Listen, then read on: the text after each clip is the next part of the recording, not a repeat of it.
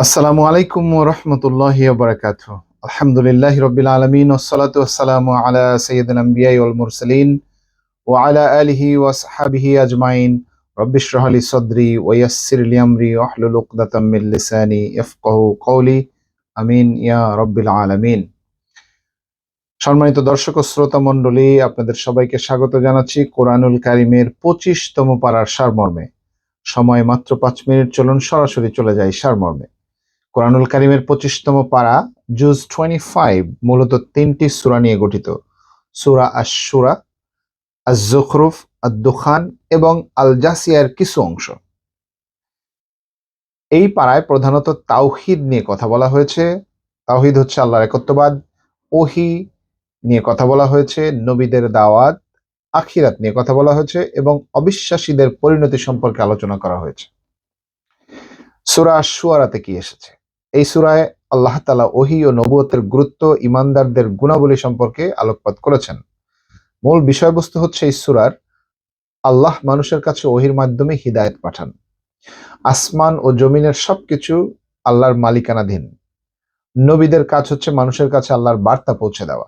ঈমানদারদের কিছু গুণ উল্লেখ করা হয়েছে, যেমন আল্লাহর উপর ভরসা করা, বড় বড় গুনাহ থেকে, কবিরা গুনাহ থেকে বেঁচে থাকা, রাগকে দমন করা, নামাজ কায়েম করা এবং পরামর্শের ভিত্তিতে সূরার মাধ্যমে কাজ করা।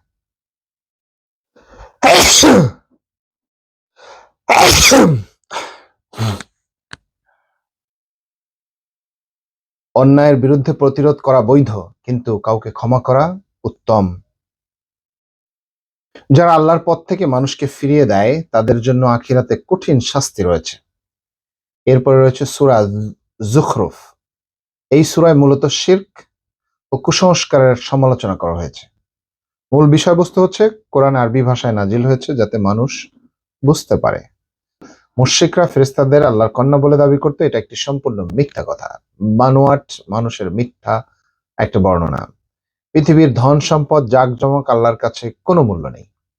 নবী মূসা আলাইহিস সালাম ও ফিরাউনের ঘটনার মাধ্যমে অহংকারের পরিণতি দেখানো হয়েছে। ঈসা আলাইহিস সালাম আল্লাহর বান্দা ও রসূল, তাকে উপাস্য বানানো সম্পূর্ণরূপে ভুল। কিয়ামতের দিন সত্যিকারের বন্ধু হবে কেবল মুত্তাকিরা। এরপর রয়েছে সূরা আদ-দুখান। এই সূরায় কোরআনের মর্যাদা, অবিশ্বাসীদের ধ্বংসের ঘটনা বর্ণিত হয়েছে। মূল বিষয়বস্তু হচ্ছে কোরআন বরকতময়, লাইলাতুল কদরে নাজিল হয়েছে। অবিশ্বাসীদের সতর্ক করার জন্য আযাবের নিদর্শন পাঠানো হয়েছে। ফিরআউন ও তার জাতির ধ্বংস আল্লাহর শাস্তির উদাহরণ। কিয়ামতের দিন অবিশ্বাসীরা কঠিন শাস্তি পাবে। জান্নাতবাসীদের সুখ শান্তির বর্ণনা দেওয়া হয়েছে এই সূরাতে। এরপরে রয়েছে সূরা আল জাসিয়ার প্রথম অংশ। এই সূরার শুরুতে আল্লাহর নিদর্শন সম্পর্কে আলোচনা করা হয়েছে। মূল বিষয়বস্তু হচ্ছে আকাশ, জমিন, রাত, দিন, বৃষ্টি সবকিছু আল্লাহর নিদর্শন। যারা অহংকার করে কোরআনের আয়াত অস্বীকার করে তাদের জন্য কঠিন শাস্তি অপেক্ষা করছে। মানুষকে সতর্ক করা হয়েছে যেন তারা নিজেদের খেয়াল খুশিকে তাদের ইলাহ না বানায়, প্রস্টেট না করায়। কিয়ামতের দিন প্রত্যেকটি জাতি, প্রত্যেকটি মানুষ নিজ নিজ আমলনামা দেখে তার বিচার পাবে। 25তম পারার মূল শিক্ষা: নাম্বার 1, আল্লাহর একত্ববাদে বিশ্বাস করা। নাম্বার 2, কোরআন আল্লাহর পক্ষ থেকে নাজিলকৃত সত্য গ্রন্থ। নাম্বার 3, নবীদের দাওয়াত গ্রহণ করা এবং অহংকার পরিহার করা। নাম্বার 4, পৃথিবীর ধন সম্পদ ক্ষণস্থায়ী, আখিরাতি চিরস্থায়ী। নাম্বার 5, কিয়ামতের দিন মানুষের আমল অনুযায়ী তাদের বিচার হবে। দর্শক মন্ডলী, 25তম পারার সংক্ষিপ্ত এটাই ছিল সারমর্ম। ইনশাআল্লাহ তাআলা 26তম পারার সারমর্ম নিয়ে আপনাদের সাথে আবার দেখা হবে। ততক্ষণ পর্যন্ত আল্লাহ তাআলা আমাদের সবাইকে সুস্থ রাখুন, ভালো রাখুন, আমাদের রোজাগুলিকে, ইবাদতগুলিকে কবুল করুন, এই আশা ব্যক্ত করে আজকের মতো বিদায় নিচ্ছি। আসসালামু আলাইকুম ওয়া রাহমাতুল্লাহি ওয়া বারাকাতুহু।